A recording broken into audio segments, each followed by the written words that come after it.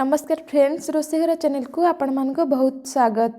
मु आज आपण मानको मकर संक्रांति स्पेशल मकर चाउल प्रस्तुत करके देखैबी। ए खाइबा पाई बहुत टेस्टी आ बनैबा बहुत इजी। आपण माने वीडियो को लास्ट पर्यंत देखंतु आ घरे ट्राई करंतु। जदि भल लागिला चैनल को सब्सक्राइब करिनेबे। मकर चाउल पाई ए सब सामग्री दरकार। सर्वप्रथम अरुआ चाउल नैची, आपण माने अन्य कोनोसी बासमती अरुआ चाउल नै परिबे। मु एठी नॉर्मल अरुआ चाउल नैची, जहाको 3 ରୁ 4 घंटा भिजेकी भल भाव में धोईकी रखिची। किछि नड़िया कोरा, किछि उखुड़ा, आपण माने चाहिए व्हाइट कलर रो खई मध्य नहीं पारिबे। किछि अंगूर कोली काटी नैची, किछि कदली आउ डालिंबर मंजी, किछि सेऊ, किछि फ्रेश छेना नैची, किछि चीनी, आपण माने चाहिए गुड़ मध्य देई परिबे। किछि कमला नैची, आपण मानकर मन पसंदर फल नहीं पारिबे। किछि फुटा क्षीर को ठंडा करिक नैची, छेचा अदा, ड्राई फ्रूट्स रे काजू किशमिश, आपण माने आपणकर मन पसंदर ड्राई फ्रूट्स नहीं पारिबे।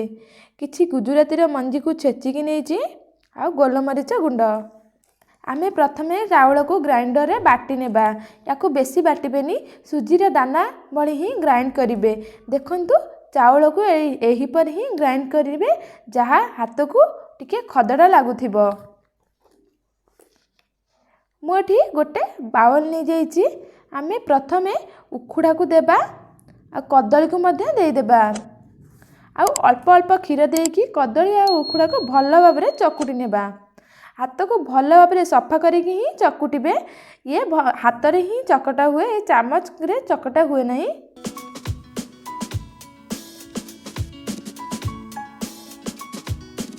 एबे एथिरे चाउल को देबा आ क्षीर देकी चकुटिबा। एबे छेना को देबा। एबे नड़िया कोरा देबा। एथिरे सब फ्रूट्स को देबा।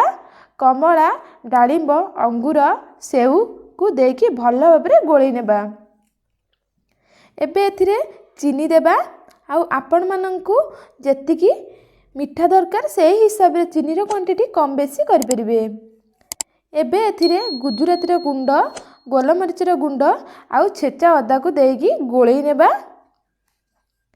एबे एथिरे काजू किशमिश को देबा। एठी मकर चाउल प्रस्तुत हो गले। एबे हमें गोटे सर्विंग बाउल को सर्व करिबा। ए मकर चाउल बहुत टेस्टी आ बहुत हेल्दी। एबे हमें याकू गार्निशिंग करनेबा। एबे एथिरे किछि डालिंबर मंजी दबा, किछि छेना, किछि नड़िया कोरा, किछि काजू किशमिश देकी सजेई नेबा। देखंतु मकर चाउल केते यमी देखा जाउची, खाइबा को मध्य बहुत टेस्टी। घरे नियाती ट्राई करंतु आ किपरि लागिला कमेंट रे जणांतु। आपण मानकु मकर संक्रांति अवसर रे बहुत बहुत अभिनंदन आ शुभकामना। रहुची पुणी देखा बा न्यू रेसिपी सहित। धन्यवाद।